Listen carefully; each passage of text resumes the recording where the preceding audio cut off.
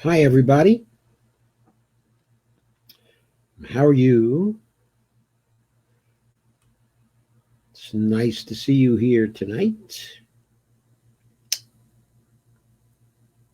Hi, Dolores. Hi, Dale. Kay, Lana, Gina Marie. How are you tonight? Hi, Susan. Nice to see you. Okay, so we continue to have a lot of activity. The protests are still going on. They're still very intense. We're seeing hopeful signs in many areas, but in many other areas, we're still seeing police who are violating the civil liberties of the protesters, the civil liberties of people, the civil liberties of American citizens. They're blatantly violating the Constitution of the United States. Will they get away with it? They've been getting away with it for so long. Will they get away with it by this time? Please all share this video to your page.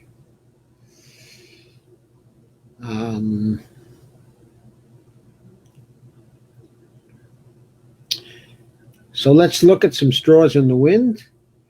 Let us look at what's happening, and let us try to draw out of the details a big picture.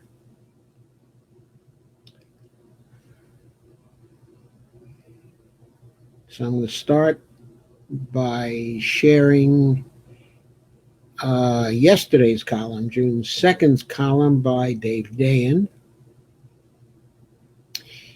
Okay, it's a very good one. His column today was a little more narrow in scope, which is why I'm using yesterday's column, which was quite broad in scope.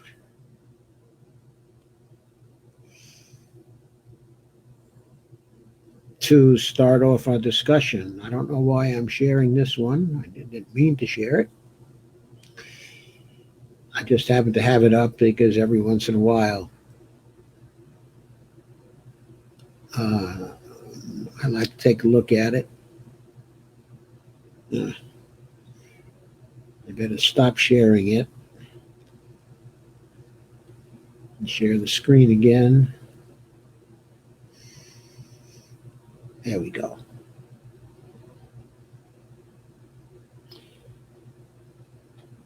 Okay, so this is one of his unsanitized columns. The headline is Protests Disrupt an Already Shaky Pandemic on the Trajectory. It's by Dave Dayen at the American Prospect. Written on June 2nd.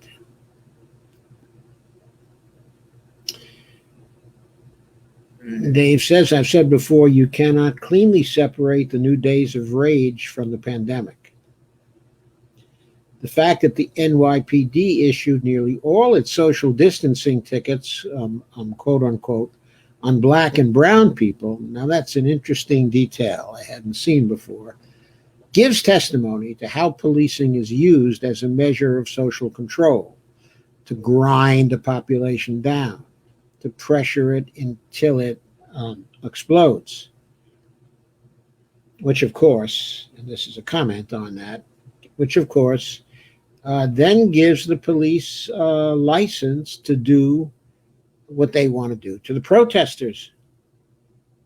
So they try to create conditions that then give them an excuse to use illegitimate, unconstitutional methods to put down protesters in the name of order, restoring order going on. And to that short-term mass joblessness and long-term uncertainty, the daily pressure and anxiety, the feeling that the pandemic is a culmination of systemic failure, and the conditions are primed for that to explode.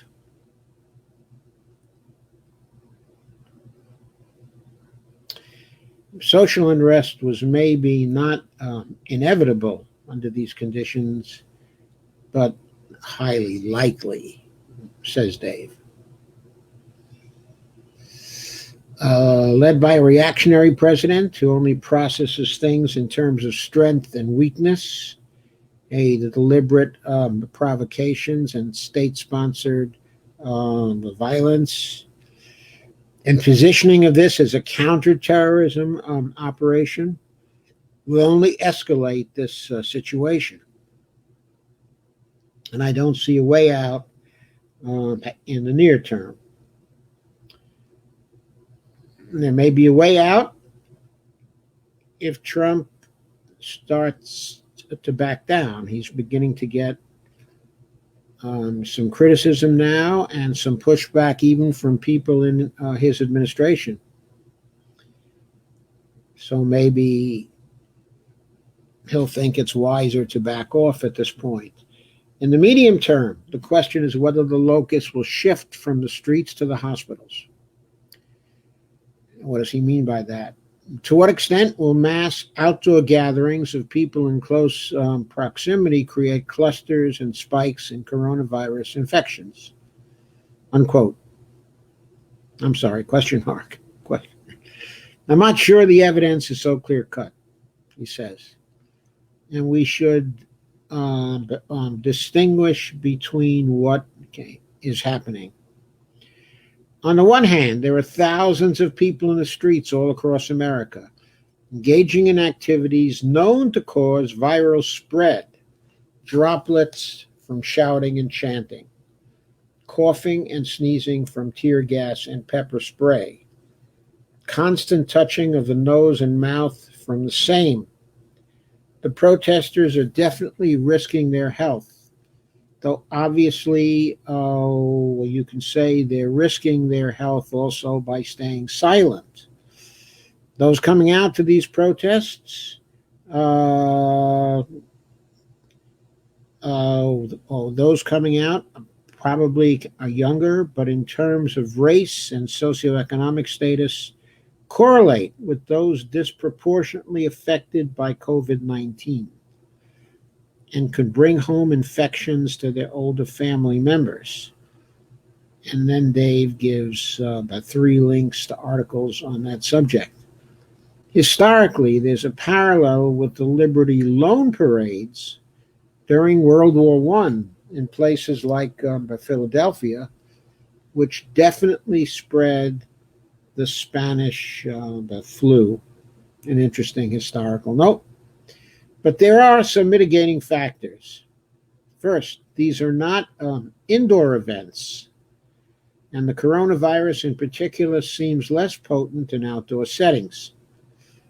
There also appears to be wide spread wearing of masks at the events. Arresting and locking up protesters brings people indoors into some of the worst environments for the disease. And of course, that and use of environmental weapons like pepper spray and mace make a mockery of, quote, public safety, unquote, officers during a pandemic. How people get to the protests, like through mass transit, could also be a problem. However, as many people there are coming out to these protests, far more are staying home in kind of a second forced type of lockdown staying off the streets of these cities. Mobility rates in selected major U.S. cities are flat or down in many cases, suggesting that the curfews and generalized fear is offsetting the increased activity. While the protests could be super spreader events, less people out and about more generally may reduce spread. The flip side of that is that many testing sites have been disabled out of caution, meaning that we will have an even less clear sense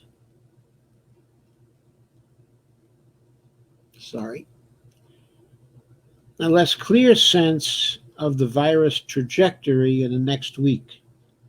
This hasn't shown up in the data so far because it takes some time to process tests. But those testing numbers are going to go way down. So one thing we definitely know is that we're not likely to see the cluster through case counts, though hospitalizations and deaths, are another story. The relaxation of social distancing was already in effect in much of the country before George Floyd's death. It will not be easy to separate out rising cases from normal everyday activities and protest events, but the unrest has created a second wave of economic pain for consumer-facing businesses. In affected cities, thousands of restaurants and shops opened up, only to have to close again. What does this mean for recalled workers who now aren't on unemployment and aren't getting hours at work? And what does it mean for economic recovery? Could this tip smaller business over the edge of bankruptcy if it lingers? The handful of vandalized stores notwithstanding, just the costs of boarding up indefinitely could be prohibitive. Protests have definitely stunted the growth of the recovery and will require more fiscal intervention. Whether they send the COVID-19 cases soaring remains to be seen.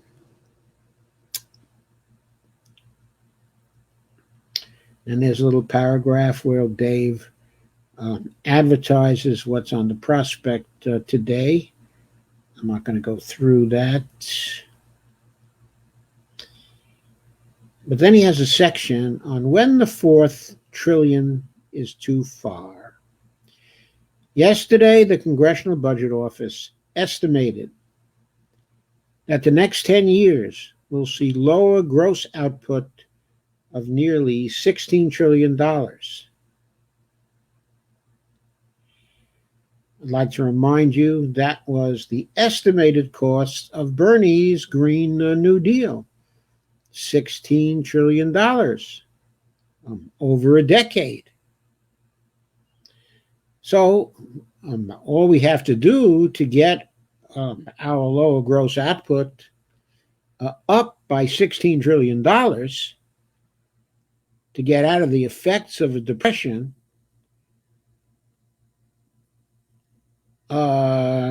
is perhaps to pass Bernie's Green New Deal and to deficit spend it. And that would probably take care of the effects of the economic depression by itself. In any case, the CBO estimates it will take nearly a decade to get back on the pre-crisis trajectory, and that lost demand will never be regained, according to CBO's estimates. Of course, I wouldn't give a fig for CBO estimates, as I often have said. I do not think they should be taken very seriously. Whether we have lower output or don't have lower output, obviously greatly depends on what the government is going to do. And even CBO knows this is true because when it gives its estimates, it always says, this is provided current law stays the same. Of course, current law almost never stays the same. Considering that Mitch McConnell is out there saying that the next crisis response bill will be the last, the prediction that we'll have wasted potential forever seems apt. As long again as Mitch McConnell stays in power. And Dave goes on, but it's worse than just not filling the gap. The most innumerate people in the government, in both parties, want to make things actively worse. There's a letter from 60 New Dems and Tea Partiers, 30 of each. This letter has decided this is the perfect moment to address, quote, the pressing issue of the national debt, unquote. So I always have a good way to address the pressing issue of the national debt. Actually, two good ways. I'll just mention the first one, which is just mint a $100 trillion coin. And based on the proceeds, you have way more dollars than you need to pay off the national debt over the next 30 years. That's it. Way more dollars than you need. Now, the country has just spent close to $3 trillion on crisis response, and the biggest inflation-related problem has been its polar opposite, deflation due to the weirdness in oil prices. The prices have bounced back by only by drillers saying, quote, we won't drill for any more oil, unquote, which is not going to last, says Dave. Specifically, the bipartisan deficit hawks fear trust fund insolvency, quote unquote, a way to favor cutting Social Security without having to say its name, because, of course, it's very dangerous to say still that you want to cut Social Security. I mean, Joe Biden is not saying any longer that he wants to cut Social Security, even though he's said it 5 times before. Specifically, they want to trigger special committees to recommend fast track by rescues, unquote, that will inevitably deprive the vulnerable. Because the rescues will in part be cutting Social Security benefits, right? With the only thing holding up the economy about to expire in 2 months, this is the worst possible time to scaremonger about the deficit. I remind you all, though, Stephanie Kelton's book is coming out on June 9th, so it will maybe have something to say about the scaremongering about the deficit. Anyway, going on with Dave's article, this 1937 mentality, well, it's not only 1937 mentality, as I recall, it was the 2010 mentality and the 2011 mentality and the 2012 mentality and the 2013 mentality and the mentality for almost the whole Obama administration. But anyway, this 1937 mentality will cause widespread suffering and, yes, more death. Which, by the way, the mentality of the latter part of the Obama administration, that is everything after the first year, did cause widespread suffering and, yes, more death, especially when it came to the failure to pass a Medicare for All bill and, of course, the Affordable Care Act instead, which before the end of the Obama administration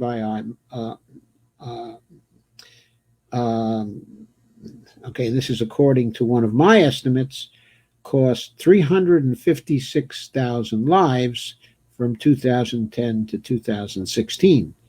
Certainly more death than would have occurred if we had passed H.R. 676 in 2009.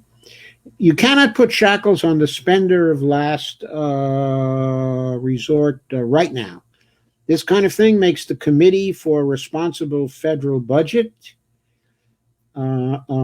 giddy. That's the committee headed by the Petersonian name is Maya McGuinness, and she is one of the leading Petersonians, supported each year since its founding by the Peterson Foundation. Indeed, their statement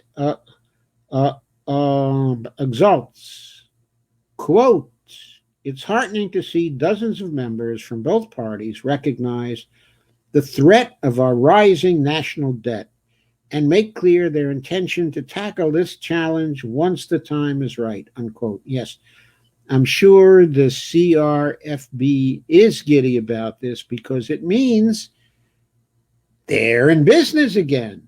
They're relevant again. People may listen to them again, much to the detriment and suffering, of the rest of us.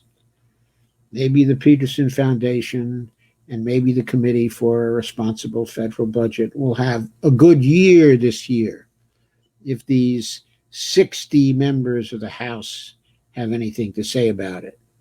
Let's hope, however, they do not. I think that Mr. Trump should hope that they do not as well, because if they are successful, it's going to be even worse for Mr. Trump when November comes around, because it will mean the economy will still be deeply in the tank. But as Dave says in ending his article, but this should make us all deeply afraid. Yes, deeply afraid of a depression that never ends. So there we are. So let's consider. Here Dave relates the protest movement and people getting out and continuing their protests. He relates that to the danger, of exacerbating further the pandemic and the possibility that it's going to have that impact. We don't know yet whether it's going to have that impact because there are mitigating factors, actually, both ways. There are mitigating factors. But the issue is a complex one, and we won't know for a while how it's going to work out. We'll probably know within a month of the end of the protests. We'll probably start getting some indications, most probably next week.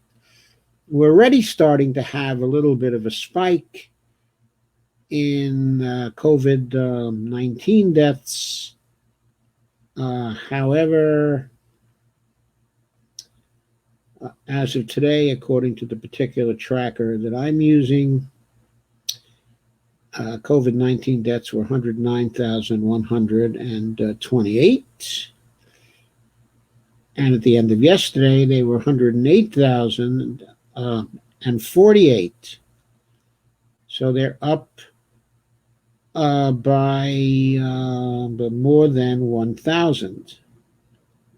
The day before that, they were at 106,900, and 21.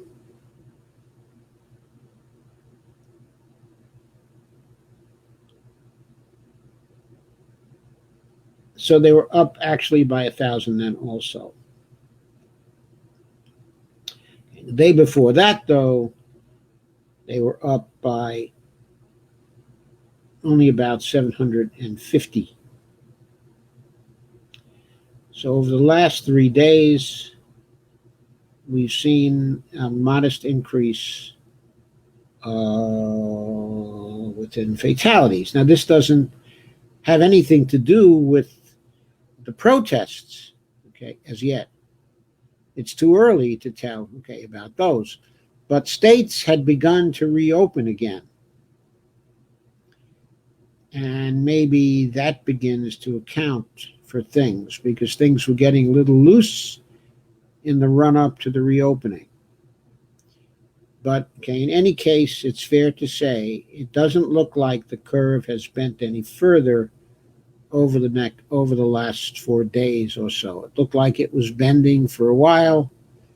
It looks like it has stabilized and maybe gone up just a little since that time. So Dave K is relating the protests, to the possibilities of COVID-19 going up.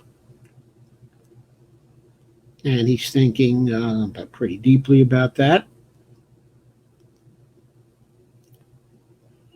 He points up the testing numbers are going to go way down.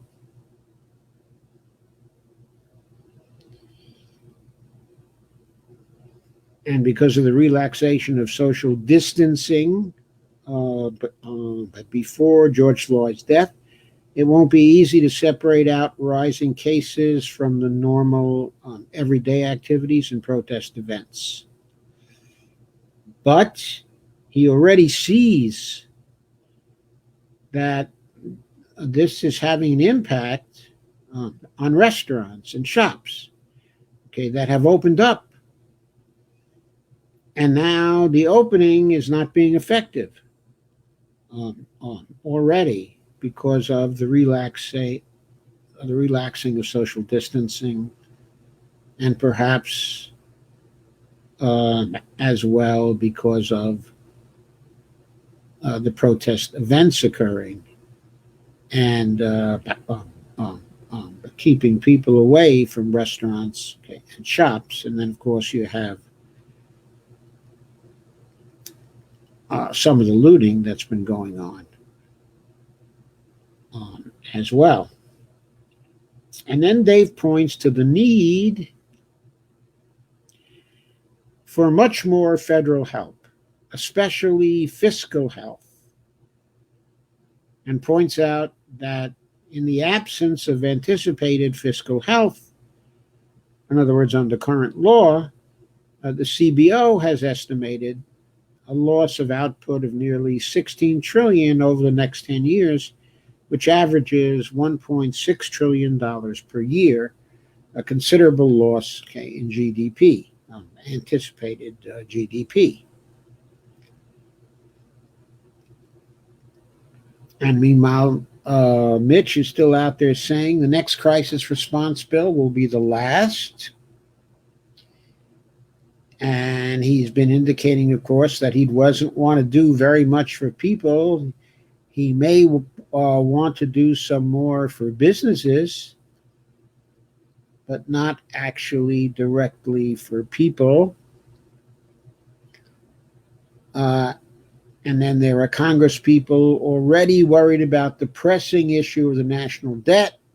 We heard absolutely nothing about that when they were bailing out the big businesses of this country and creating a $4.6 trillion slush fund for them. Now, we weren't hearing anything about that, okay, at that time. They didn't care about the growing debt at that time, but they've got theirs now. So suddenly the national debt has to be addressed. That's the way they always play ball.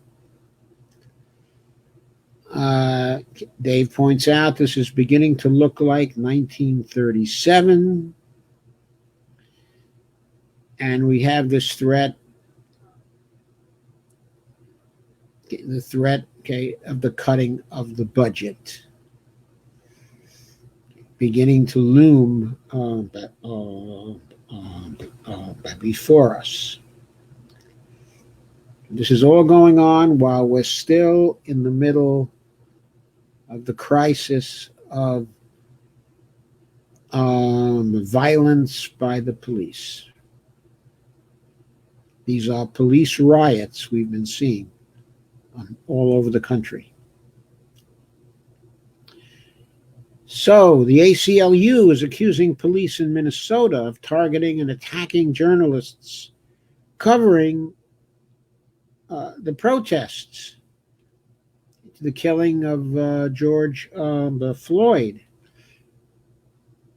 And there's an article from Common Dreams on June 3rd that talks about that, written by Jessica Corbett, one of their very good staff writers. The ACLU of Minnesota filed a class action lawsuit overnight on Tuesday against the city, of Minneapolis, and state and local law enforcement for targeting and attacking journalists covering ongoing protests over police violence toward people of color, sparked by the May 25th killing of George Floyd.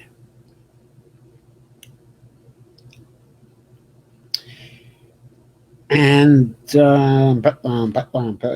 Nelson of ACLU Minnesota says, quote, "The power of the people is rooted in the ability of the free press to investigate and report the news, especially at times like this, when police have brutally murdered one of our community members."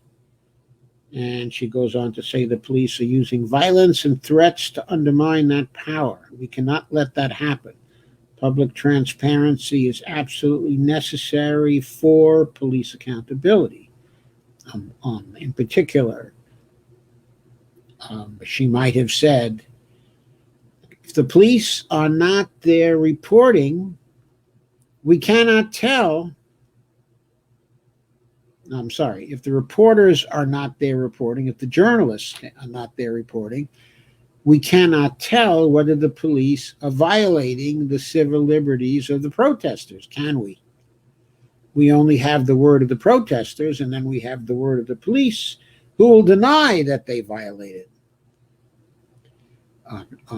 anything. We have an example of this in the protests just yesterday afternoon in Washington, D.C., where the military has definitely has emphatically denied that it used any tear gas at all against people. But journalists, of course, who were there and who were observing and who were victims of the gas themselves were saying, yes, they were using tear gas. And they were using pepper spray. And they were using violence to disperse the protesters. And of course, this was extremely apparent to one man who was very close to the protests and who took in a lot of people and allowed them to shelter in his house, so they could get away from the police and so that they could do things like recover from the tear gassing and the macing and the various methods that were used by the police.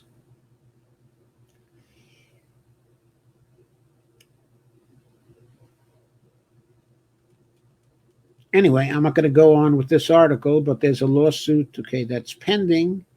There's a freelance reporter by the name of Jared Goyette, who was covering protests at the 3rd Precinct, in Minneapolis. And he wanted to bear witness concerning a protester who was injured badly. And the Minneapolis police shot him in the eye with a projectile and tear gassed him. So there it was.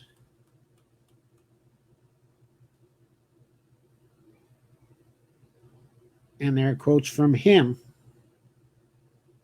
Anyway, named as plaintiffs in the complaint are the Minneapolis chief,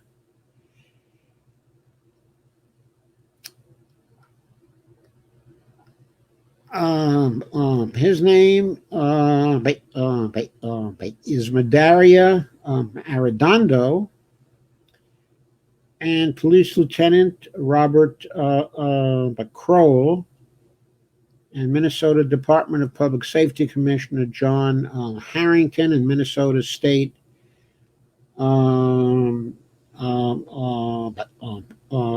Patrol Colonel. His name is Matthew Langer, and 2 John Does are named as plaintiffs in the complaint. Okay, and an ACLU staff attorney said we're facing a full-scale assault on the First Amendment, freedom of the press. The journalists in D.C., of course, reporting the same thing. There were journalists in Los Angeles who were also reporting that,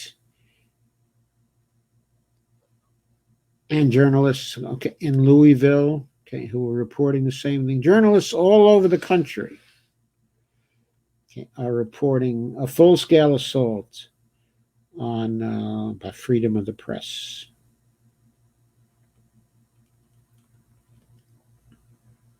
So, going on.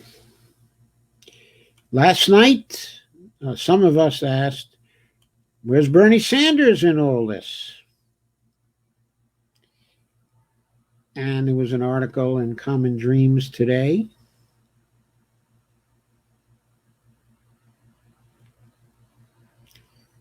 I'll share that one for you. And by the way, please share this video.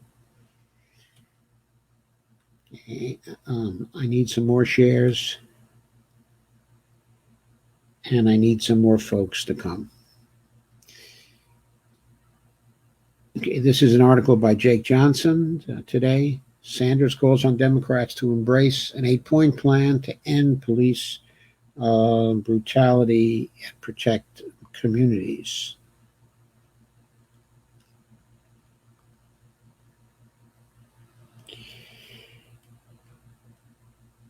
Bernie is urging the Democrats to embrace a slate of specific policy proposals aimed at mitigating the intertwined crises of systemic racism and unaccountable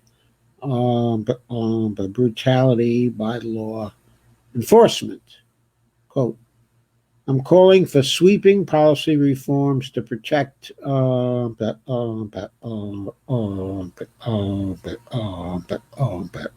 people, particularly communities of color who have suffered violence for far too long. The Vermont senator wrote in a letter to Chuck Schumer, the minority leader of the Senate, on Wednesday. Bernie's letter outlines 8 policy proposals that the senator says would, if implemented, quote, contribute greatly to the eradication of violence by the police in this country. And bullet point 1 is to amend federal civil rights laws to allow more effective prosecution of misconduct by the police by changing the standard from willfulness to recklessness. So, in other words, instead of having to prove that there was willful violation, of civil rights laws, you'd only have to prove that the violation, was reckless, which is a lower standard. He wants to abolish the qualified immunity, which is granted to police officers so they can be held civilly liable for abuses. In other words, individually liable, so that they would have something to lose economically if they brutalize people, that they could be sued and they could be financially penalized very severely for violating the civil liberties of people. Next, prohibit the transfer of offensive military equipment, to police departments. So end the transfers that have been going on, of surplus military equipment to local police. Slow down the militarization of the police. In other words, strip federal funds from departments that violate civil rights. Create a federal model policing program that emphasizes de-escalation, non-lethal force, and culturally competent activities by the police, in which access to federal funds depends upon the level of reform that is adopted. As part of this effort to modernize and humanize police departments, we need to enhance the recruitment pool by ensuring that the resources are available to pay wages that will attract the top tier officers we need to do the difficult work involved in policing. Provide funding to states and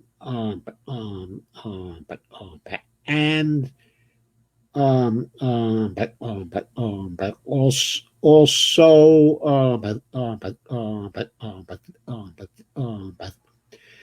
okay, and cities to create civilian corps of unarmed first responders to supplement law enforcement, such as social workers, EMTs, and also trained um,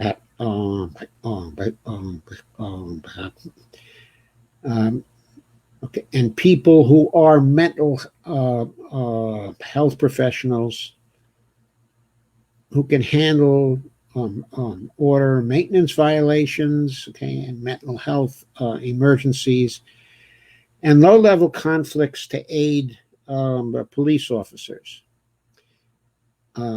Next is to require agencies to make records of police misconduct publicly available. Require all jurisdictions that receive federal grant funding to establish independent review boards that are broadly representative of the community, that have the authority to refer deaths that occur at the hands of police, okay, or in custody of the police to federal authorities for investigation. In addition, the boards would be authorized to report to federal authorities other types of abuses by police, including patterns of misconduct. This would be supplemental to current federal authority to commence investigations. Clearly, we need to enhance federal funding for such investigations.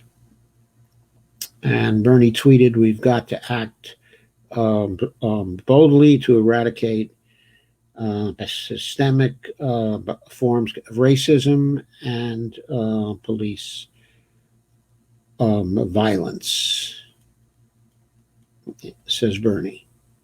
And a copy of his letter, okay, is in this article. So that's some of what Bernie has been doing. And so today we heard from him. House Speaker Nancy Pelosi has asked the Black Caucus in Congress to lead the process of drafting a legislative response to the protests that have swept the country following the death of George Floyd.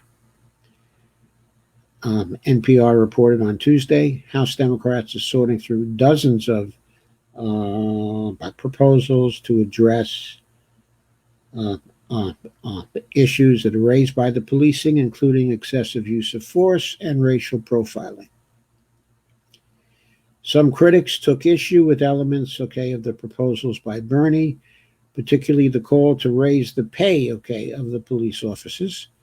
Other policies in the platform have been embraced by national civil rights groups.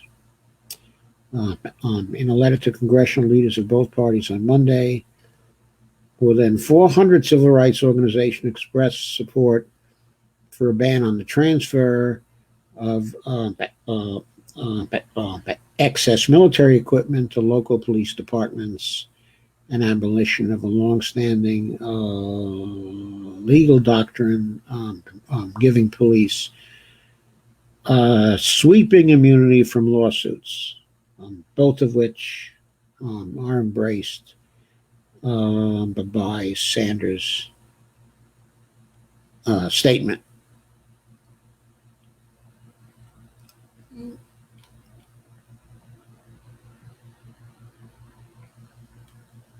So, next,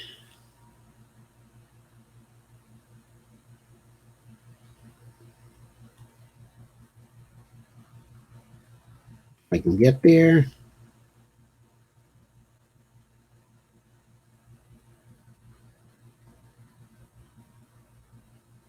Oh, hang on a second. I've lost track of my schedule here.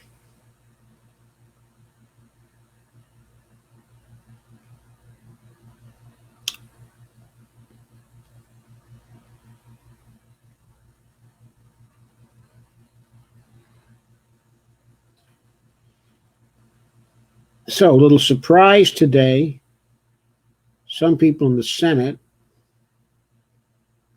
are getting worried about the steps being taken by Donald Trump.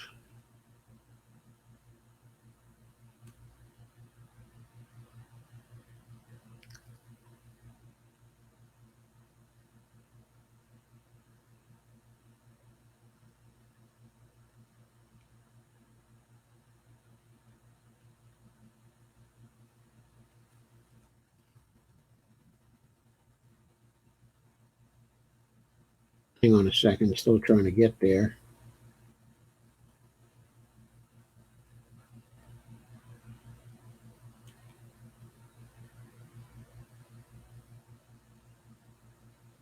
So,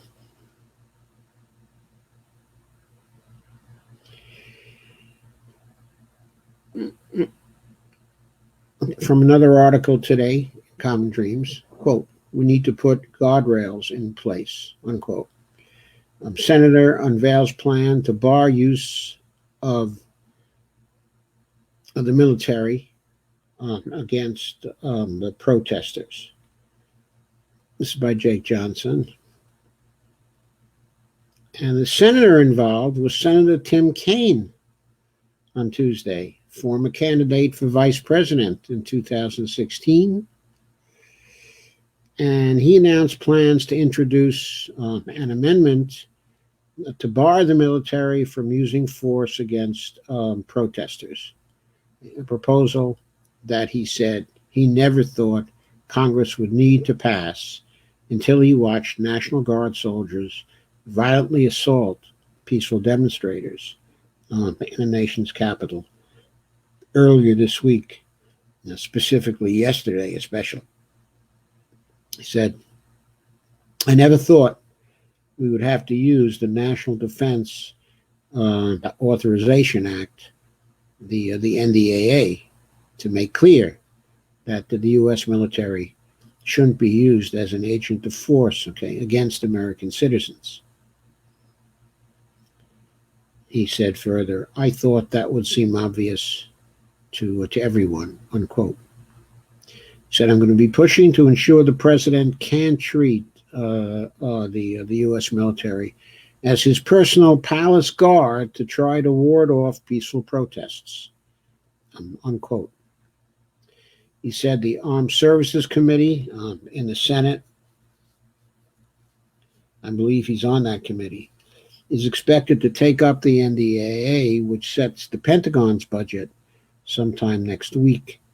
In a video posted to his website on Tuesday, Kaine said his amendment would ensure that no federal funding is used by the Defense Department to marshal force against protesters as they demonstrate nationwide against the police killing of George Floyd.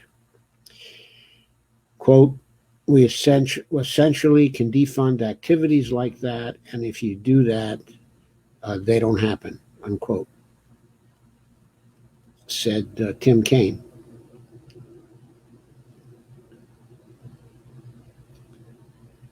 And there's more in that vein, in this article. But it's significant to note, first, that the Pentagon announced that it had shifted 1,600 soldiers closer to the Washington, D.C. area.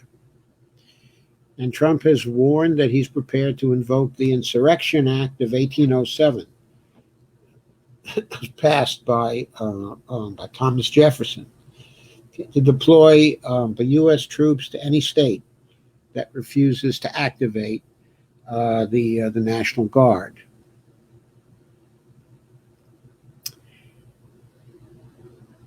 Anyway, Defense Secretary Mark Esper, one of Trump's boys,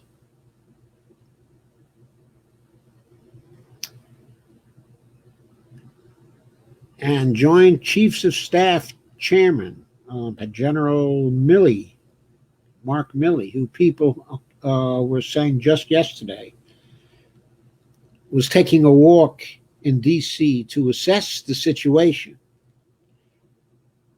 And everybody was afraid that he was acting, as a general who was trying to figure out what he was going to do to put down, a rebellion. In other words, he was scaring people by walking around in essentially combat about fatigues. But just yesterday, he joined with Esper and with 20 Democratic senators and with Senator Bernie Sanders, expressing, quote, grave concern, unquote, over Trump's threat to use the Insurrection Act to crush the protests. And the senators wrote, quote, oh, I'm sorry. I quoted this wrong. I screwed this up. This was a letter to Esper and to Milley by 20 Democratic senators and Senator Bernie Sanders.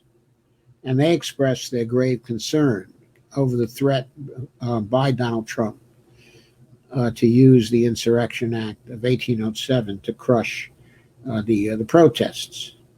And the senators wrote, the military should never be weaponized by the president in order to limit these expressions, for liberty and justice.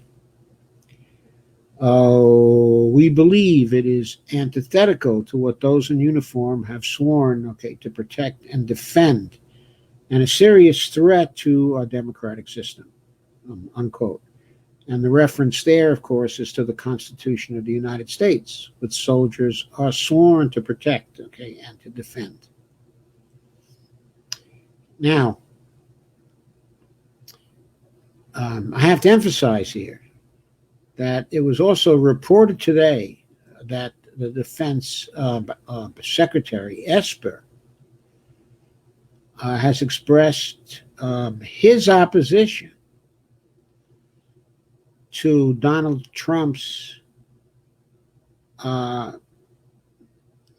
suggestion or statement that he may want to invoke the Insurrection Act, of 1807. And Esper expressly said that he opposes that. He doesn't think, it's necessary. He thinks the police can handle the situation. I think what's probably bothering Esper, and many people, is that there's no insurrection against the government, that's going on. The Insurrection Act is for insurrections. It was passed to stop insurrections because just before 1807, there was something that looked like an insurrection in the United States that was led by Aaron Burr, who from 1801 to 1805 was actually the vice president of the United States.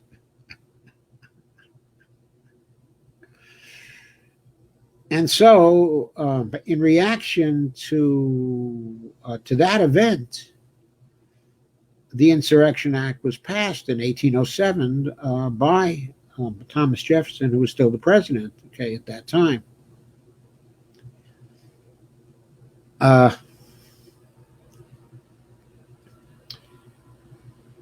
So I don't know how Donald Trump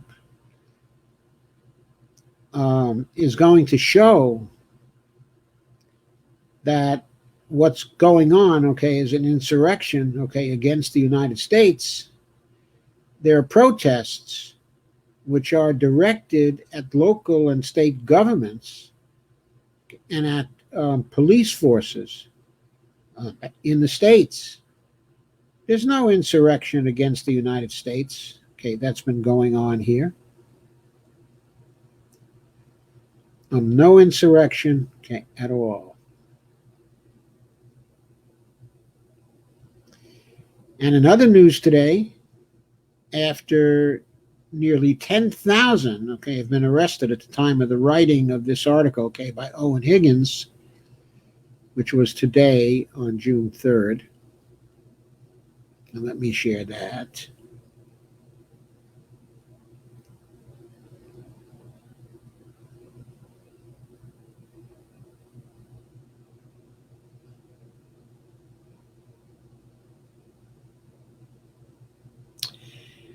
The other three police officers in Minneapolis implicated in the murder, okay, of Floyd, by George Floyd, finally got arrested. Okay, now, of course, across the country, there have been nearly 10,000, specifically 9,300 protesters, okay, who have been arrested by the police. But finally, the other three were arrested and charged over the murder of George Floyd. And they were charged by Minnesota Attorney General Keith Ellison. In other words, the local DA still would not do it. So finally, Keith Ellison took it into his own hands, and he announced earlier today that he has formally filed charges against the three remaining officers involved in last week's killing of George Floyd.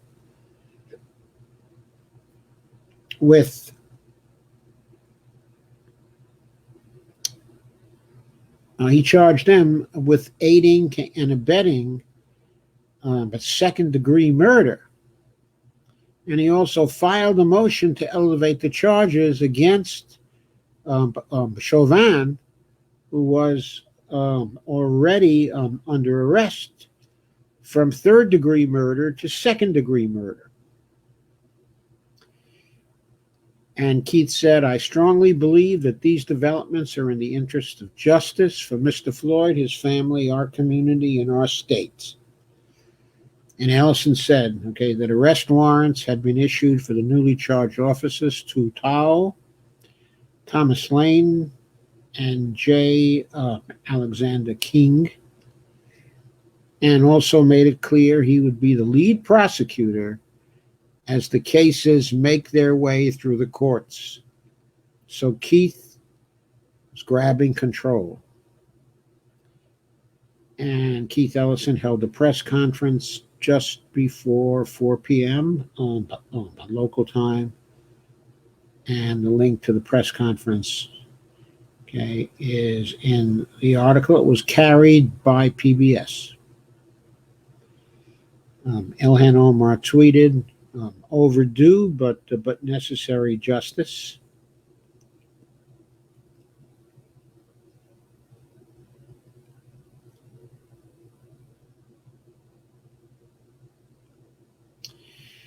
Former officers Tou Thao, Thomas Lane, and J. Alexander King are facing charges of aiding, okay, and abetting murder, according to criminal complaints filed by the state, okay, of Minnesota. That's from NBC News report. And the Floyd family, in a statement through their attorney Ben Crump, called the news of the charges a bittersweet moment. Of course, from the start, the family had called, okay, for indictments, gave all of them for murder.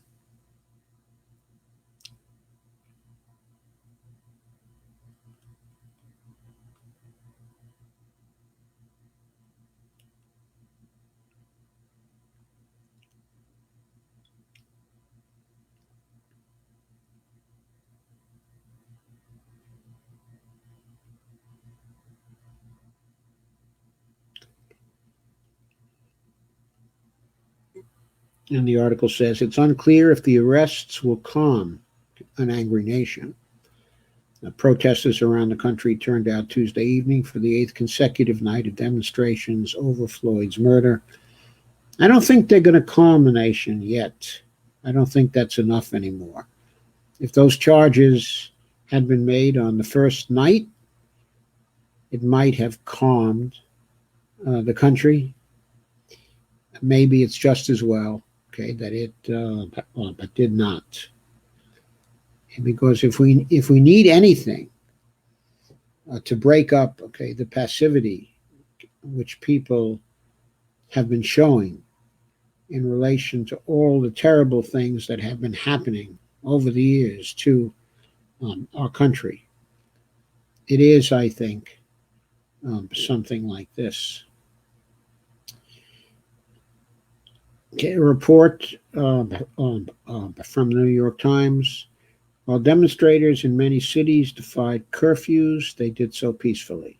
They sang, quote, "We shall overcome" at the Barclays Center in Brooklyn, and a large crowd tried to cross over the Manhattan Bridge in defiance of a curfew. Outside of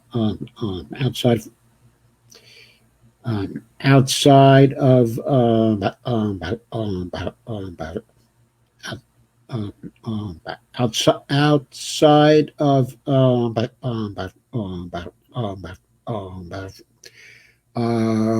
Wrigley Field in Chicago, crowds chanted, quote, "Hands up," as they raised their arms to the sky. In Los Angeles, even as hundreds were arrested throughout the city, a crowd gathered outside the home of Mayor Eric Garcetti, who earlier in the day had joined the demonstrations and taken a knee as he listened to pleas. On the bridge in Portland, Oregon, hundreds lay face down, hands behind their backs, for a die-in intended to emulate the death of George Floyd. Okay, and Mr. Floyd, a 46-year-old black security guard, died after his neck was pinned under a white officer's knee for nearly 9 minutes, okay, in Minneapolis last week.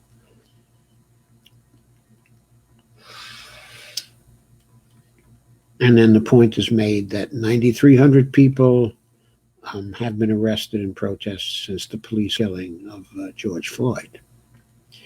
That tally comes from the Associated Press.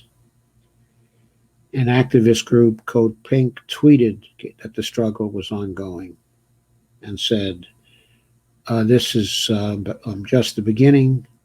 We must continue demanding justice for George Floyd." And so,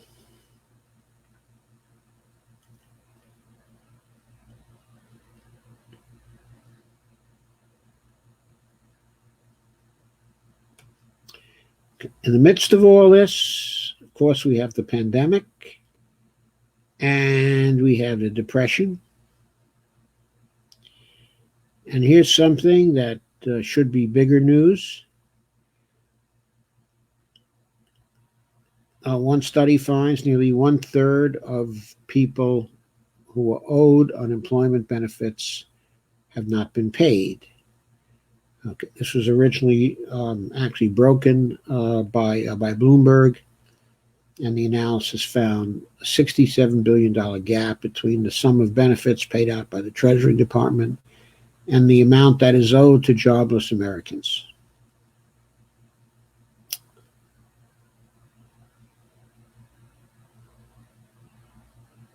And that's basically the story.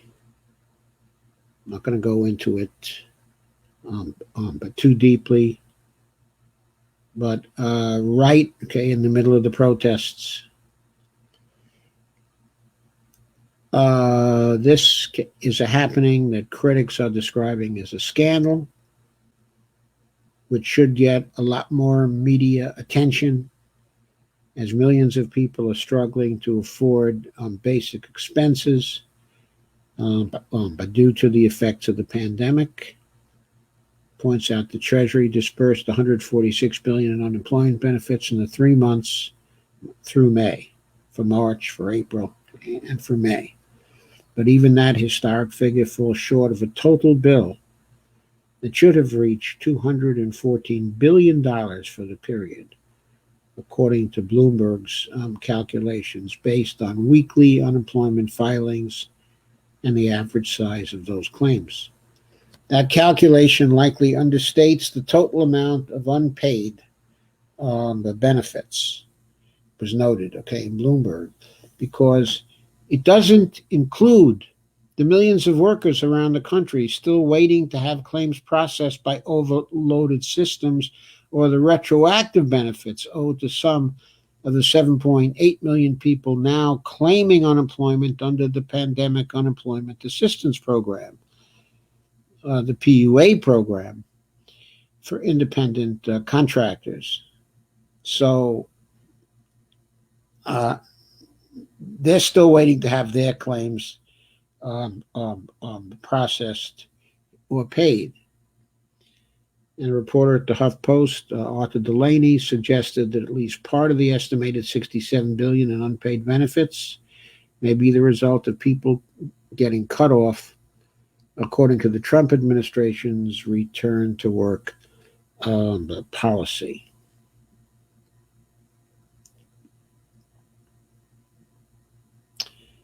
So there it is.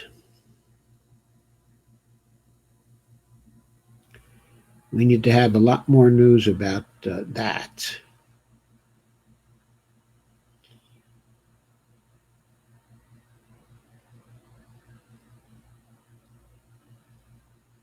And one more piece of news.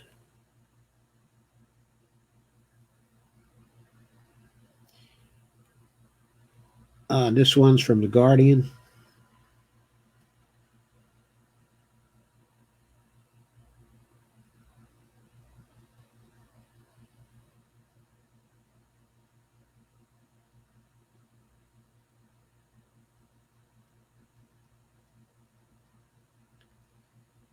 And the question is asked by Arwa Madawi. This was on Tuesday, June 2nd. Has Trump declared war on the U.S. to save his own skin?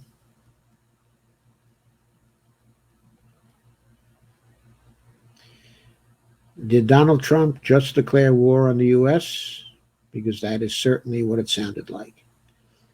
After spending the weekend hiding in a bunker and firing off incendiary tweets, Trump finally addressed the country on Monday evening. In his first official speech since the killing of George Floyd by police sparked global protests, hashtag Bunker Boy stood in the White House Rose Garden and threatened to mobilize the American military against the American people, branding himself the president of law and order, quote unquote. Trump vowed that if violence and looting continued and mayors and governors did not take action, he would deploy the U.S. military and quickly solve the problem. It is no exaggeration to say that the president of the U.S., the country that likes to declare itself the world's greatest democracy, threatened to implement to implement the state of martial law. Arwa says, it feels as if the U.S. is at a turning point. The unrest sweeping the country could be the undoing of Trump, or it could dramatically increase his power. Which will it be? Toss a coin. Heads means this is the beginning of the end of the presidency of Donald Trump. Tails means we can expect, another term. She says, I'm not being flippant. I'm trying to be realistic. There's been a lot of speculation about how the protests will affect Trump's chance of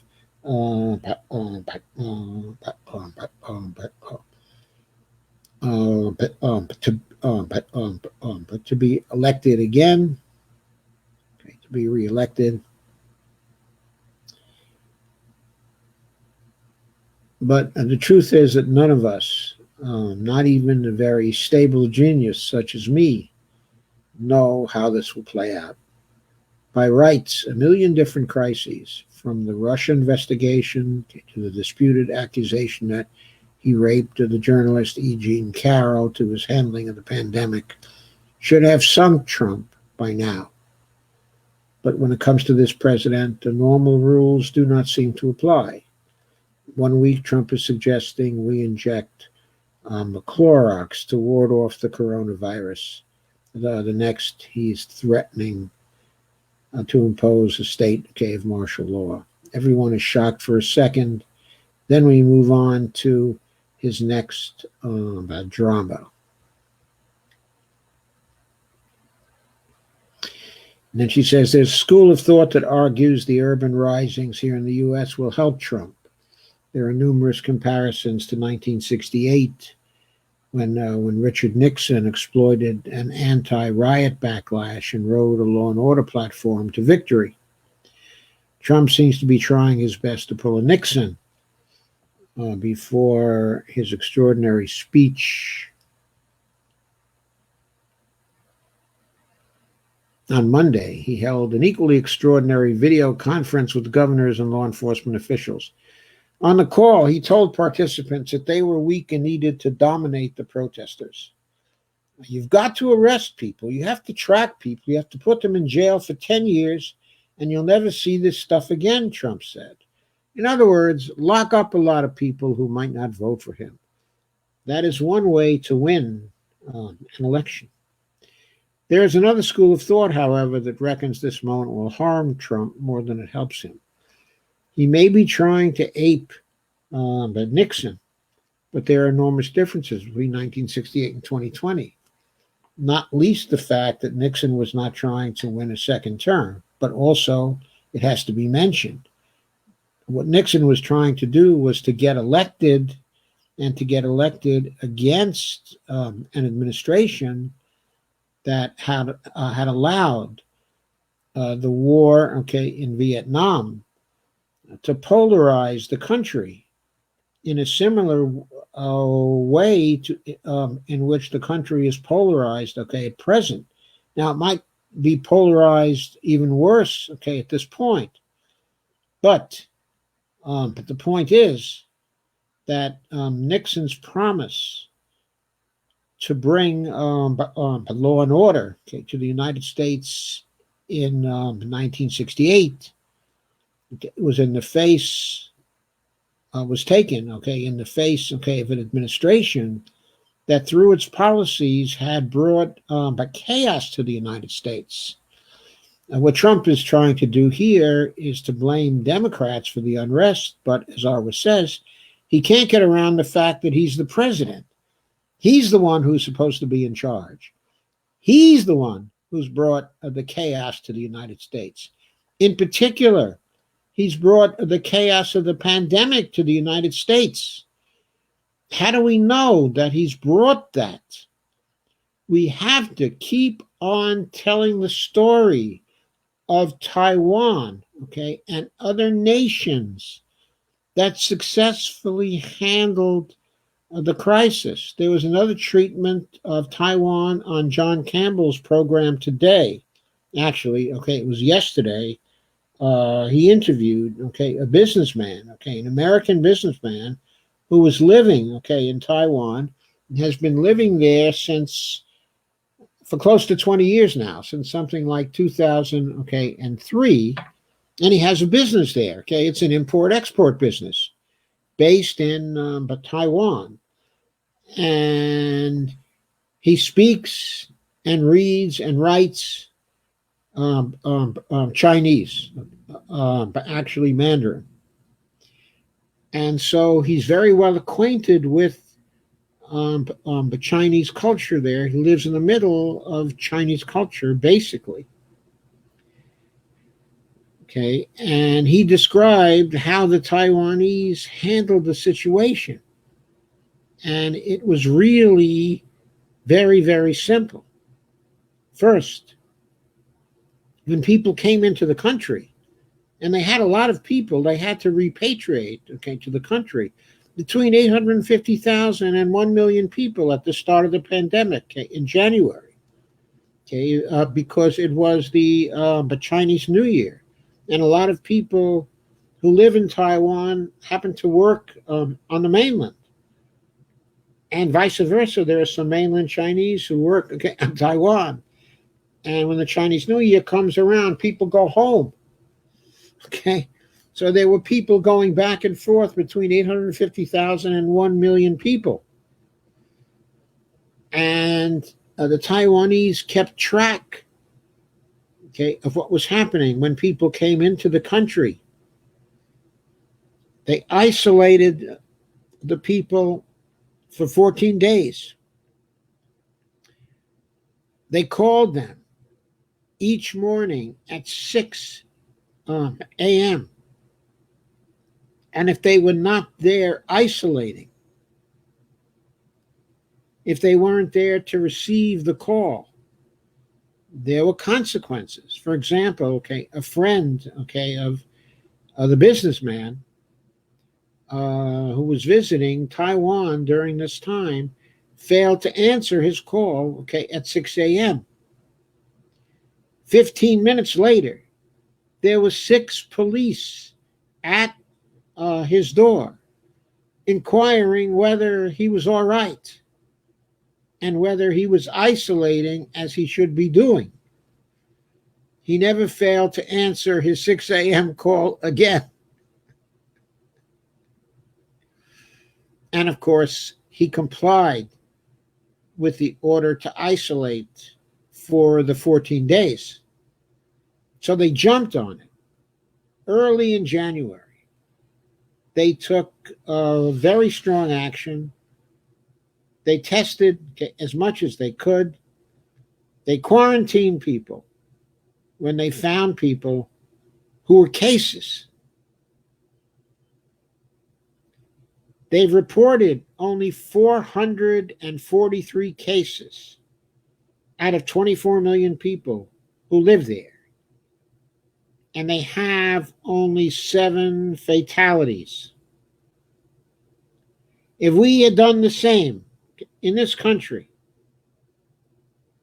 and projecting their deaths or their fatalities to our population at the same fatality rate, we would have had about 100 fatalities. Instead, we have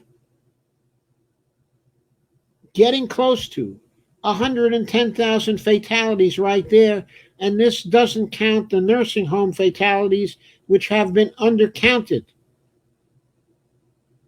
To my mind, Trump and his administration are responsible for nearly all these hundreds of thousands of fatalities in the United States right now, because it is possible.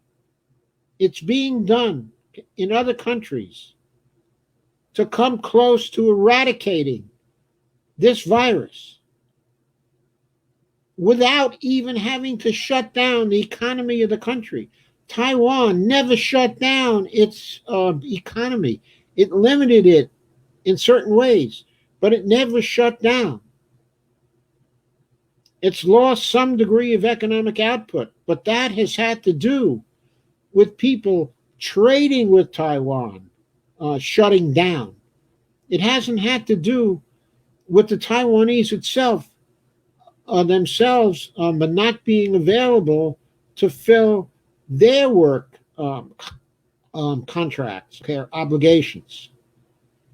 Almost all the businesses remained open during this time.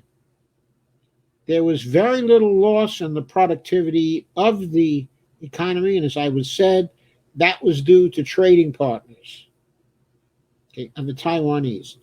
And there were also only 7 fatalities. And projecting up to our population, that would have been about 100 fatalities here. So,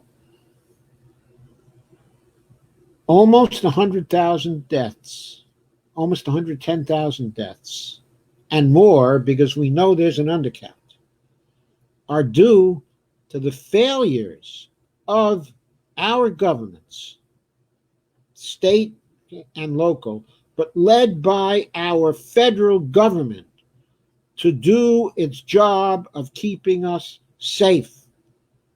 And who is the government led by? It is led by this president. He is the one who has to bear the primary responsibility for the failure to cope with this particular virus. And the virus, of course, has led to the depression, okay, that we have now. Now, the virus and the depression we have may even have led to George Floyd being in that pharmacy and getting involved in the situation that ultimately led to his death. It's not to blame for the police killings all over the country, of course. That was a precondition.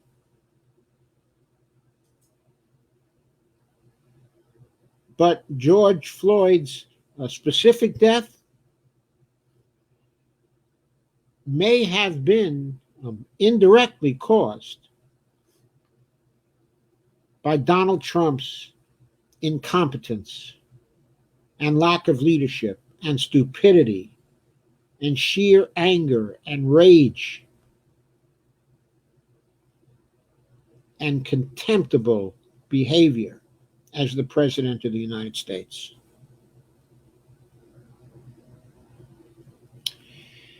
So going on, again, it's too early to say how the situation will play out for Trump. It is, however, fair to say that Trump is in trouble, and he knows it. The protests don't exist in a vacuum. The coronavirus crisis means 1 in 4 American workers has filed for unemployment benefits, and some of the country's swing states are expected to see prolonged job losses. Well, it's more than that. We expect to see a depression that will be prolonged, a very great depression, unless Congress finally does its job. And one of the reasons why it's good to see the nationwide protests in relation to George Floyd is because it may mark the unwillingness of the vast majority of Americans to continue to tolerate the continuous injustices we see in our society. The first of the injustices to really cause the kind of protests that we're seeing now is the George Floyd injustice, and the injustice to black people in general, but represented by the murder rampage by the police. But once people begin to respond to one injustice and feel their power to respond when they act as a collective,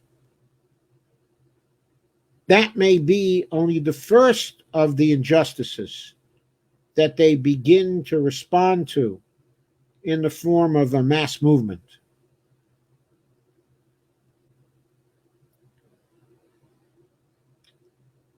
Let us hope that this is the case, because the failure of the government to cope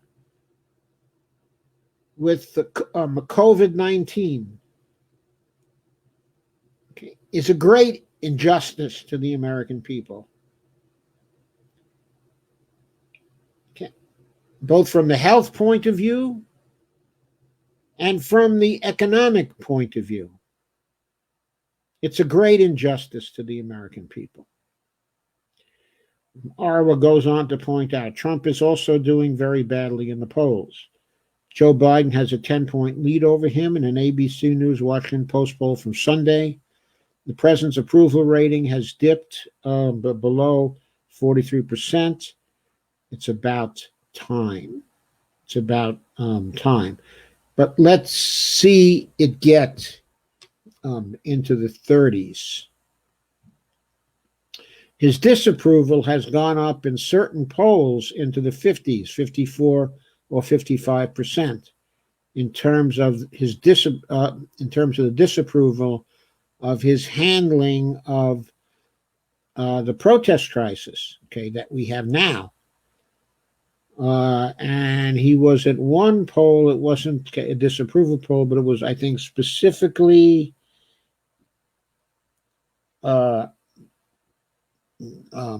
his approval rating on in terms of handling this crisis was somewhere around 32% or 33%. It was extremely low. Okay, and then his approval rating in some other poll, I'm not sure the specifics of that, but I recall the figure seeing 38% today also, okay, in another poll. So he's beginning to fall into the 30s. We need to see that. We need to see the Republicans getting more and more afraid, because even in the face of his very ridiculous and dangerous statements this weekend, there were many senators still standing behind Trump, but today, still bowing and paying lip service to Trump. We'll finish this. Trump is in trouble, which means trouble for the United States. As the president made clear in his speech on Monday, he will not disappear without a fight, no matter how much the collateral damage that causes. I'm not sure that's true, but Trump is a bully. And when the opposition gets really overwhelming, when those senators start to march down to the White House and start to tell him, look, Mr. President, this time we have to get in back of the impeachment move. There's just too much chance we're all going to be swept out of office in the fall. The country is totally against you and totally against you, totally against us now.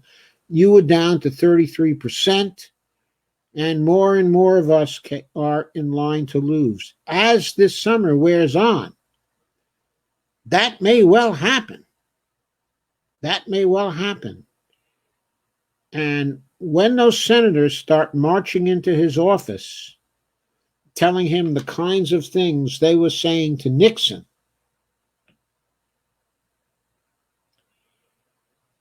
then I think that Trump may just fold his cards and go somewhere.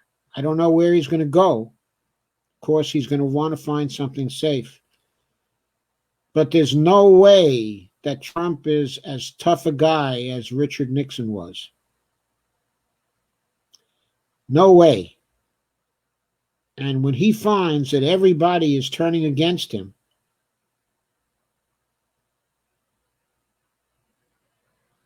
and provided people in the military also begin to turn against him, and he begins to hear that, and he begins to see that, I think he's going to turn tail and run, because he's the kind of bully who does just that. Yeah, he's going to try to cause a lot of collateral damage, okay, along the way. Yes, he's going to do a lot more very damaging things before he's through. But the more damage he does, the more rapidly those poll numbers are going to fall into very dangerous territory for him. So that's what I think.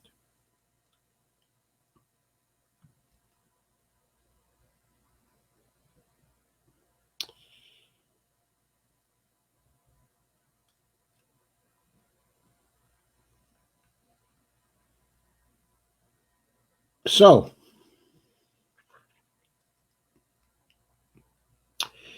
we don't see quite yet The coronavirus crises, the economic crisis, the political crisis, okay, that's caused by the coronavirus, and the healthcare crisis, okay, that's caused by the coronavirus. We don't see that actually joining with the Justice for Blacks protest that we're now seeing. Okay. But we are seeing a very diverse group of people in that particular protest. And it's only a matter of time before they begin to connect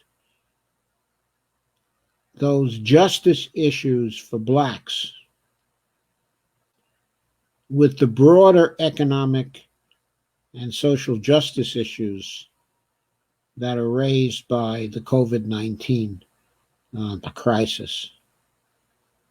So I don't know when that's going to happen, but I think if this continues for another week, we're probably going to see the generalization of this movement into something even bigger, far bigger, perhaps. So I will turn to your comments now as soon as I show my banner.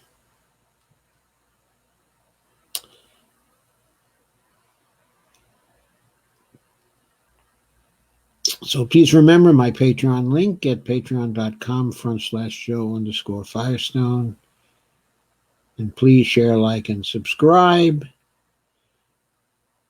And there is the link to my YouTube.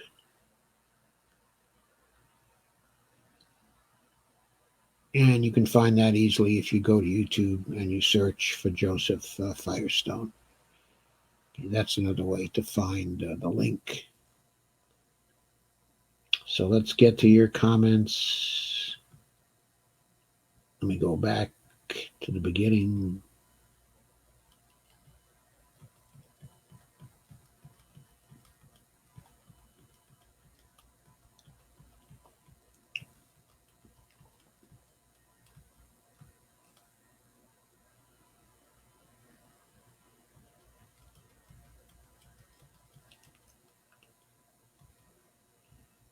And Russ says, Stephanie's book is hitting at a hot time.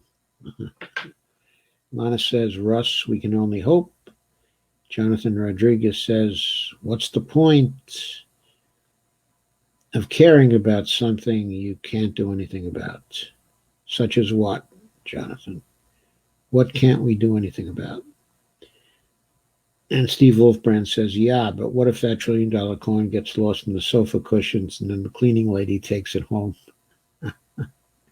It's going to get lost in a safe at the Federal Reserve, actually a vault. Steve Wolfbrand says, JS, just saying. Lana says, Steve, are you pregnant again? Kay says, the Fed sure has been pumping billions into Wall Street. Steve says, I'm on the pill. Avril says, Thorazine. Kay says, well, the military is once again involved in the D.C. protest tonight. Avril says, good evening, I made it. How's everyone? It's my hope that everyone is enjoying the benefits of good health. My hope, too.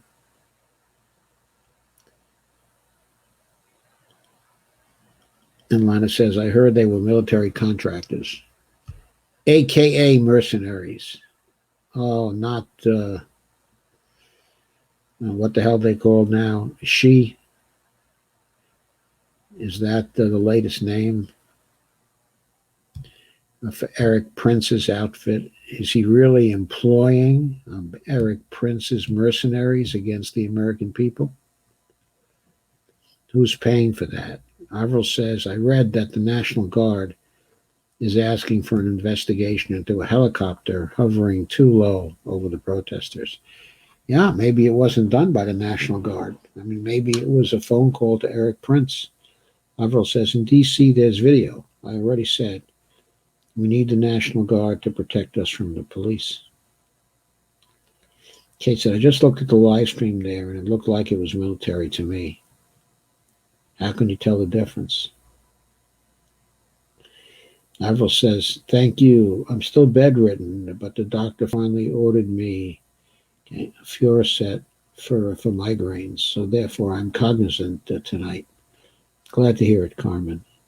Steve says, get well soon. We need you. Avril says, the gods I saw had blue helmets on. What do blue helmets signify? Steve says, the National Guard here in L.A.,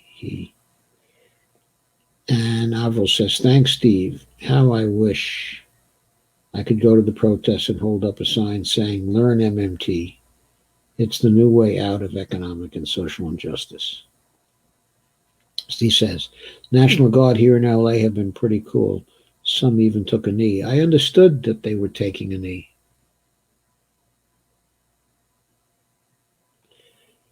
Avril says, oops, but take one of the way out of that comment.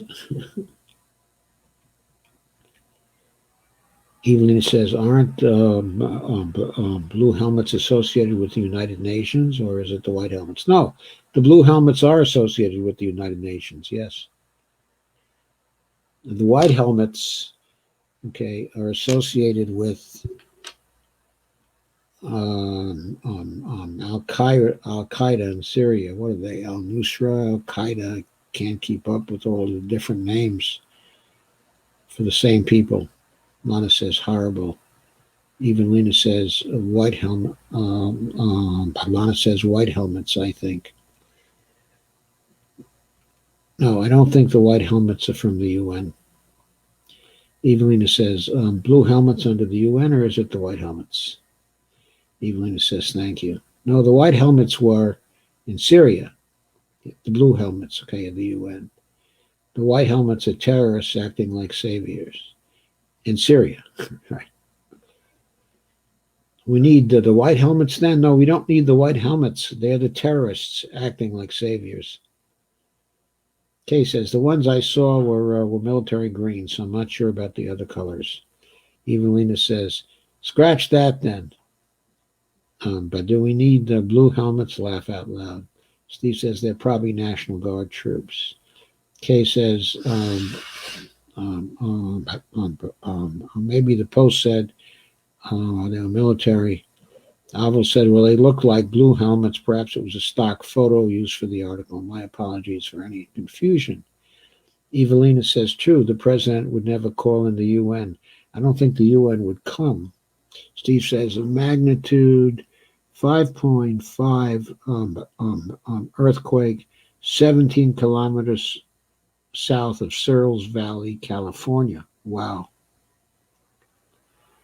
Where is that in relation to LA? Kay says, the post I looked at was live from Now This Politics on my FB page. Lena says, maybe both in D.C., green and blue helmets. Avril says, I like how military brass are kind of standing up against hair furers wanting to use the Insurrection Act law. Some of the military brass and some of the retired military, including Mad Dog Mattis, who condemned a lack of leadership in the White House that was mature.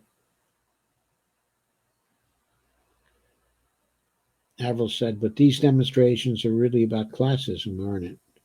Would it make a deeper dent if people made that the connection, although I'm trying to imply for 1 second that racism should be pushed to the back burner? I think these demonstrations are about both. I think they're about the intersection of race and class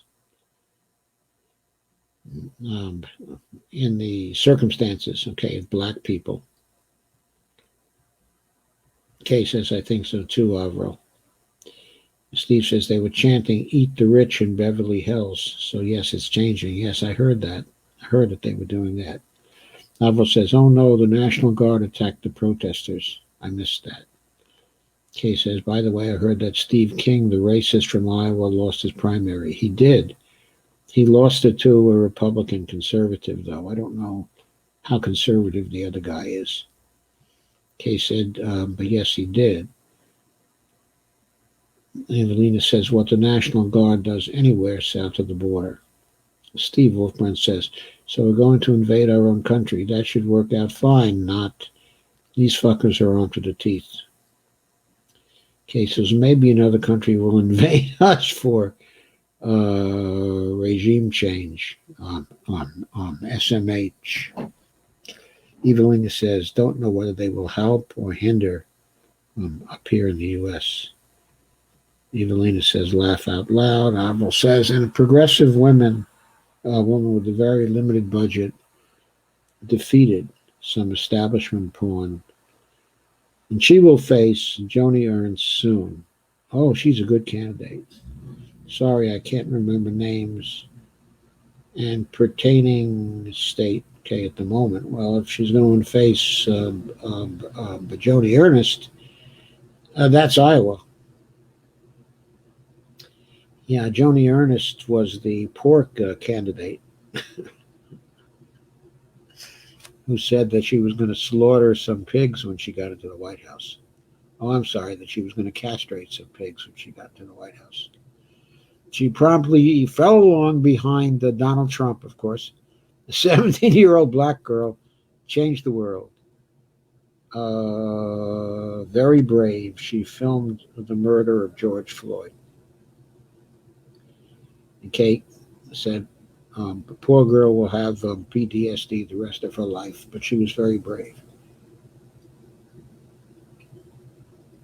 Steve said, "Can you imagine? Sarasota, Florida cop had a knee on arrestee's back neck today and only got administrative leave, although no death happened. But still, what the hell?" Kay says, "Not really. She deserves a medal." Albert said, "Is she the only one that stepped forward to tell Chauvin to take his knee off of Floyd's neck and was suppressed by the other cop?" I don't think so. I think there were a number of people. Apparently, the other three cops are persons of color. Not that it changes anything, but it it is bizarre. I don't know if all three are persons, okay, of color. One is someone of who came from Thailand. I'm pretty sure. Steve says, "Yeah, she filmed it. She's pretty broken up. She's only 17." Alva says, "I wonder why the Gilets jaunes haven't shown solidarity, or is it just being suppressed?" It could be because the protests are not sufficiently about economics. Kay says, "Just shared the live link to my RB timeline. If any of you want to check it out, your FB timeline." Steve says there were huge protests in Paris, London, Amsterdam, okay, New Zealand. Evelina says Greece. Steve Wolfbrand, Greece also. Avril says, "For some reason, I didn't see anything from Paris in the news." And Kay says also France, who has inequality issues of their own. Steve says White House protest. Okay, military forces came mobilized. A large crowd has gathered outside the White House to protest police violence and racial injustice. A curfew is in place in D.C. beginning at 11 p.m. Eastern Time. Oh, that's late. Reporters viewed 10 buses carrying U.S. military forces arriving near the White House this evening. Earlier today, in an abrupt uh, uh, uh, uh, In a reversal, an earlier Pentagon decision to send Secretary Esper overturned an earlier Pentagon decision to send the military forces out of D.C. At a morning press conference, Esper had tamped down. Friends, when trying to like some of your comments and it's telling me the content isn't available anymore. Steve Wolfbrand said, our leaders hide in bunkers. Alvaro said, greetings, Sandy. Kay said, hi, Sandy. Steve said, our leaders hide in bunkers. If one got out and led a march, what a state. What a statement that would make. Kay says, Steve, they're busy counting the money. Evelina said, would it be politically correct, or whatever that means? Whatever the president does is politically correct, right? And Kay says, we actually had a few Congress and council people who marched in Columbus, Ohio, and they got gas too. Sandy said, hi, Kay.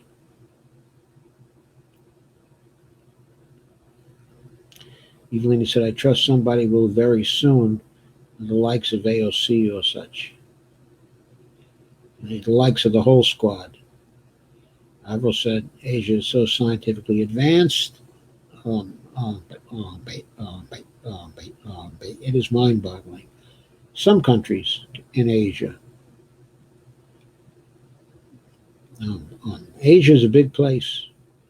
There are a lot of countries in Asia. Afghanistan is in Asia. A good part of the Middle East, okay, is in Asia. Most of Turkey, okay, is in Asia. Evelina says, so Ohio, not so bad. Good for them. Didn't even happen in other cities that I know of. Kay says, Mayor Hare in Canton, Ohio marched with protesters too. I was amazed, as this is a very redneck city county. But Columbus is as blue a spot as you get here. I thought it was Cleveland. That was the bluest spot. Arrow says, I'm getting placement in a nursing home once funding comes through. I need Ativan to deal with the COVID anxiety. I'll bet you do. Evelina says their work ethic is mind-boggling. They never stop. Natalie, sure, horrible, says Steve Gonzo. Cincinnati protester with type 1 diabetes, begging police to return her bag or at least keep it within eyesight because it contains her insulin. He won't do it. Struggling to imagine a public safety justification for this. 1.7 million views Cincinnati. That kind of thing is bound to happen in protests, okay, of this kind. But people who need to have their insulin should not get out in that kind of a situation. Russell says, can you research the numbers for pneumonia? Are you talking deaths due to pneumonia, Russ? And Kay says, Cincy sucks. Romano says, I'm so grateful that my primary doctor is Asian right now. All the other doctors are dismissive. Amazing. Evelina says, I agree, Dr. Joe. The protests are bound to evolve very shortly. Steve says, I won't vote for Trump. Sandy says, no Trump, no Biden. All people are tired of living in austerity for the last 40 or 50 years. Evelina says, you didn't just arrive at that, did you? Avril says, people have been too tolerant. Steve says, I won't vote for Trump or Biden. Howie kind of sucks too. Yeah, Howie Hawkins. How about Michelle? Oh, no. No, another suckfest. Evelina says, Congress has been too complacent. Steve says, she's a man. Evelina says, accommodating even. Kay says, yes, they have been, but in reality, the first thing that happened was they kept us all so busy working, and most had kids back then. We didn't see it coming until it was too late. Steve says, not that there's anything wrong with that. Being a man, you mean? Sandy says, not at all, Steve. Sandy says, I actually looked into that. It was quite interesting. Evelina says, maybe some did, but not enough Americans did. Kay said, I didn't really get a grip on that plan either until I lost my job at the old state mental hospital when Reagan closed them all back in the early 80s. What? Yeah, he closed the mental hospitals. And that's when people started going on the streets. But Democrats recently voted to give Trump even more police power, even amidst an unprecedented nationwide crackdown on protesters. The Democratic-controlled House of Representatives overwhelmingly voted to reauthorize the questionably named USA Freedom Act. Yeah, I know that. I wonder when the breaking point comes for Nancy Pelosi. Kay says, I saw that, Steve. Right. How long ago was that? Wasn't that just a few weeks ago?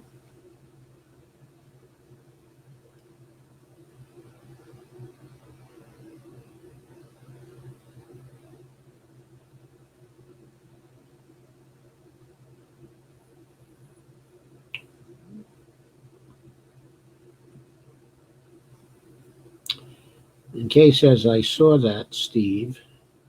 That's Steve Gonzo she's talking to. Evelina says, right, how long ago is that? Sandy Deck says, her being a man, you piqued my curiosity. I think you spelled peak that way, Sandy, Peaked. Oh, no, I'm sorry. Peaked is spelled Piqued in that situation. You piqued my curiosity. Steve says, last week, and Russell Garman says, I'm going to turn it in. Good to be with you all tonight. It's good to be with you, Russ. Susan Eldridge says, good night. Kay says, my last day to work there was Christmas of 82.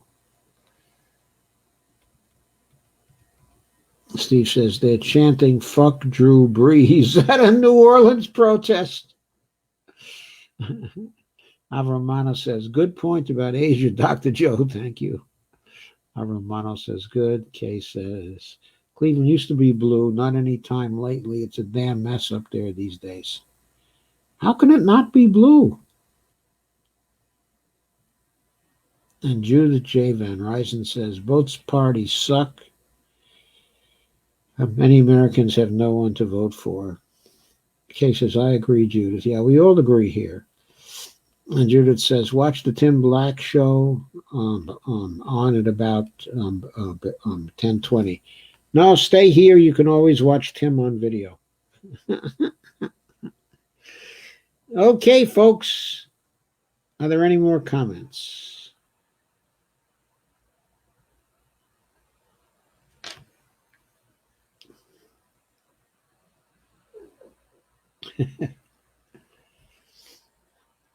I think I've come to the end.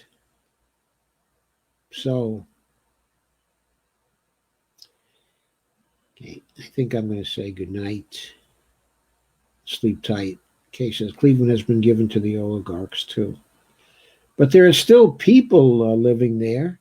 Who the hell are they voting for? They still got to be voting blue.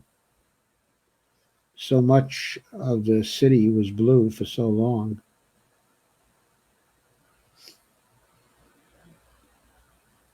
Avril says, good program. Thanks for the information and feedback. Anytime, Avril. Thank you for coming. Thank you guys for sharing. And good night, everyone.